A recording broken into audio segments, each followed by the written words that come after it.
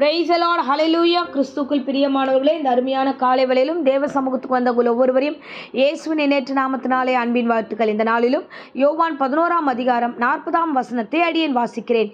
நீ விசுவாசித்தால் தேவனுடைய மகிமையை காண்பாய். ஆமென், ஹல்லேலூயா.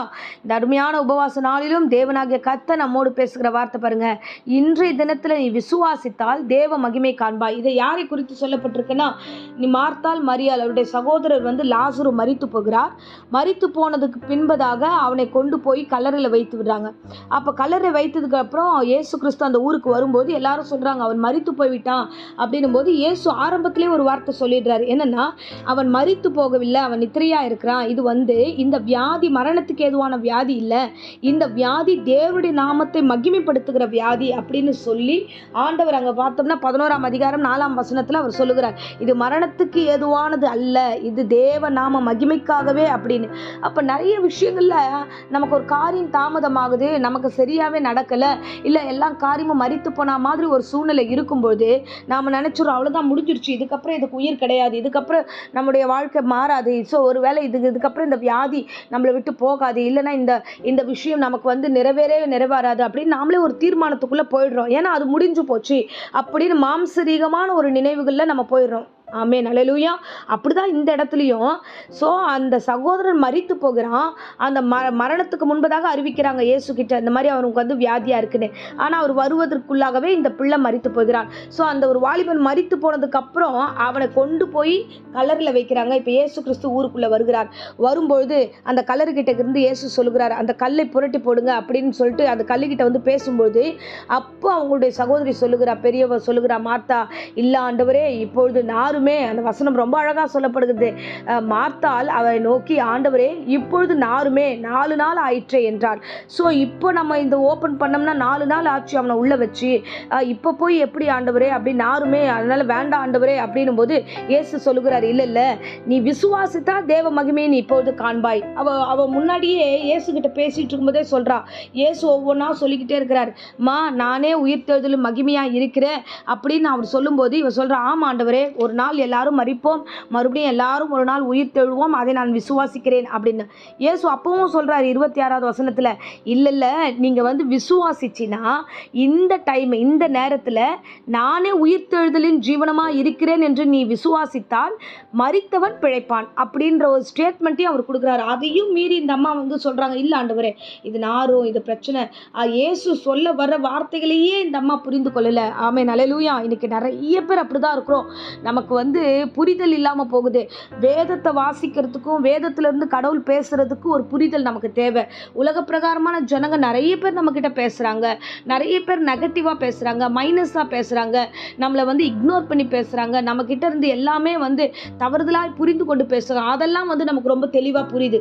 உடனே அதுக்கு ரியாக்ட் பண்றோம். ஆமா இல்ல, அப்படி இல்லை அப்படின்னு சொல்லிட்டு சொல்ற வார்த்தைகளுக்கெல்லாம் ரியாக்ட் பண்றோம். ஆனா வேதத்துல அதே கண்ணோட்டத்தோட பார்க்க கூடாது. வேதத்தை பார்க்கும்போது எப்படி தெரியுமா பார்க்கணும்? தேவன் என்ன சொல்லுகிறார், தேவனுடைய வார்த்தை எப்படிப்பட்டது, தேவனுடைய வார்த்தை ஜீவனுள்ளதா இருக்கிறது. ஆமென், ஹல்லேலூயா. அந்த ஜீவனுள்ள வார்த்தையை நாம விசுவாசிக்கிற பிள்ளைகளாய் நாம் காணப்பட வேண்டும். ஆமென். யோவான் 14ஆம் அதிகாரம் 13-14 வாசிக்கிறோம், என் நாமத்தினாலே நீ எதை கேட்டாலும் நான் அதை செய்வேன் என்று கர்த்தர் சொல்லுகிறார்னா, அப்ப நீங்க கேட்கிறத அவர் செய்வார். நாமத்தை கொண்டு வரும்பொழுது ஆண்டவர் செய்வார். அதுதான் இங்க இயேசு கிறிஸ்துவும் ஒரு வார்த்தை சொல்றாரு, நான் எப்படிப்பட்டவரானுங்கன்னா, நான் ஜீவனா இருக்கிறேன், என்னை விசுவாசிச்சுனா மரித்து எல்லாமே உயிரடையும். ஆமென், ஹல்லேலூயா. இன்றைய பொழுது எந்த காரியம் மரித்து போச்சோ, எந்த காரியம் உங்கள் கைவிட்டு போச்சோ, எந்த காரியம் நம்பிக்கை இல்லாமல் போச்சோ, எந்த காரியத்தை குறித்து மன சஞ்சலத்தோடு, சுவாமி ஆண்டவரே போதும் ஆண்டவரே, எனக்கு இது ஹோப்பே இல்லை ஆண்டவரே, போங்க, என் கண்ணு முன்னாடி ஒண்ணுமே தெரியலன்ற மாதிரி இருந்தீங்கன்னா, தேவன் சொல்லுகிறார், இந்த மரித்த காரியம் உயிர்ப்பிக்கப்படும், அந்த காரியம் பிழைக்கும் என்று கர்த்தர் சொல்லுகிறார். ஆமென், ஹல்லேலூயா, ஹல்லேலூயா. இயேசு நல்லவர், இயேசு நல்லவர். நம்முடைய வார்த்தைகள் எல்லாம் என்னன்னா, நாரி போச்சு ஆண்டவரே, எங்க குடும்பம் கெட்டு போச்சு ஆண்டவரே, எப்போ எங்கள் சாட்சி ஒன்றுமே இல்லாமல் போச்சு ஆண்டவரே, எல்லாரும் முன்னாடி நான் நல்லா பேர் எடுத்துட்டு இருந்தேன், ஆனால் இப்போ இப்படி போயிடுச்சு ஆண்டவரே, எங்கள் குடும்பம் இப்படி கைவிட்டுருமோன்னு பயமாக இருக்குது, அந்த ஊருக்குள்ளே எங்களால் தலை காட்ட முடியல ஆண்டவரே, அப்பா இப்படி ஆயிடுச்சு, இந்த வியாதி நிமித்தமாக எங்களை கொன்னுடுது, இப்படியெல்லாம் நம்ம நெகட்டிவாக நம்மளே வாயை திறந்து அந்த காரியத்தை அவ்விசுவாசப்படுத்தி அவ்விசுவாசமான நினைவுகளோட அதை ஒன்றுமில்லாமல் சாகடிக்கிறோம். இல்லை, தேவன் எல்லாவற்றையும் உயிர்ப்பிக்கிறவர், ஒவ்வொரு காரியத்தையும் உயிர்ப்பிப்பார், மனிதனை உயிர்ப்பிப்பார். கர்த்தர் பெரிய காரியங்களை செய்வார். ஆமென், அல்லேலூயா. அப்படியே கிறிஸ்து சொல்லிட்டு வராரு. யாருமே நீ பேசின நெகட்டிவ் வார்த்தையை கேட்டுட்டு தான் சொல்றாரு, நீ விசுவாசிக்கிறியா? விசுவாசித்தால் தேவ மகிமை காண்பாய். ஆமென், அல்லேலூயா.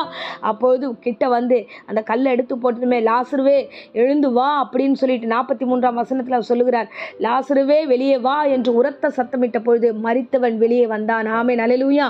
அவன் கால்களும் அவன் கைகளும் பிரேத சீலைகளால் கட்டப்பட்டிருந்தது, முகங்களும் சீலைகளால் சுற்றப்பட்டிருந்தது. இயேசு அவர்களை நோக்கி, இந்த கட்டுகளை அவிழ்த்து விடுங்கள் என்றார். ஆமென். எனக்கு ஒரு ப்ராஃபஸியான வேர்டு. தேவனாகிய கர்த்தர் இந்த உபவாச ஜெபத்தில் உங்கள் கட்டுகளை கழட்டுகிறார், கால்களின் கட்டுகளை எடுக்கிறார். ஆண்டவர் முகத்தில் கட்டப்பட்ட கட்டுகளை அவிழ்த்து போடுகிறார். உங்களை சுற்றி இருக்கிற எல்லா கட்டுகளையும் கர்த்தர் அவிழ்த்து போடுவார். விசுவாசிங்க. என் தேவன் இன்றைய தினத்தில் இந்த உபவாச ஜெபத்தில் எனக்கு ஒரு பெரிய அற்புதத்தையும் அதிசயத்தையும் காண செய்வார். அவர் என்னை கைவிட மாட்டார். என் குடும்பத்தின் சூழலை மாற்றுவார், என் வருமானத்தை மாற்றுவார், என் கம்பெனியின் சுச்சுவேஷனை மாற்றுவார். நான் வேலை ஸ்தலத்தில் என்னை சாட்சியாய் கர்த்தர் கொண்டு செய்வார். என்னை குறித்து சாட்சி கெட்டு போச்சு, ஆனாலும் அது மறுபடியும் நற்கந்தமாய் ஆண்டவர் ஆசீர்வாதமாய் என்னை நிற்க செய்வார் என்று விசுவாசிங்க. நீங்கள் விசுவாசித்தால் தேவ மகிமை காண்பீர்கள். ஆமென், அல்லேலூயா. ஸோ தேவன் எப்படிப்பட்டவர்? அவர் மரித்ததை உயிரடைய செய்கிற தேவன். அவர் மறுபடியும் கொண்டு வந்து முன்னாடி நிற்க வைக்கிற தேவன் அவர். ஸோ நிற்க வைப்பார். நீங்கள் எதை குறித்தும் கவலைப்படாதீங்க, தைரியமா இருங்க, திடமனதா இருங்க. என் தேவன் தாமே உங்களை ஆசீர்வதிப்பார். ஆமென். இப்பொழுதும் உங்கள் காரியத்தை குறித்து நீங்கள் விசுவாசித்தா மகிமையை காண்பீர்கள். ஆமென். இப்பொழுதும் அடியேன் உங்களுக்காக ஜெபிக்கிறேன். அன்பு ரட்சகா, இந்த அருமையான தருணத்தில் கேட்ட ஒவ்வொரு ஜெபத்துக்காக நன்றி செலுத்துகிறோம். ஒவ்வொரு விண்ணப்பத்தையும் நீர் பொறுப்பெடுத்துக் கொள்ளுங்க. என் பிள்ளைகள் அங்கலாய்த்து என்னெல்லாம் விண்ணப்பம் பண்ணுகிறார்களோ எல்லாவற்றும் ஆமென்றும் ஆமென் என்று வாய்க்கப்படும். மரித்ததெல்லாம் உயிரடையட்டும். பெரிய அற்புதங்களை காண செய்யும். வியாதியோடு போராடுகிற எல்லா போராட்டங்களும் இயேசு நாமத்தில் சபித்து கட்டுகிறேன். பூரண சுகமும் ஆரோக்கியமும் சரித்து நிரப்பி ஆசீர்வதித்து குடும்பத்தை வழிநடத்தும். ஆசீர்வதியும். இயேசு நாமத்திலே ஜெபிக்கிறோம் நல்ல பிதாவே. ஆமென், ஆமென். Praise the Lord. God bless you.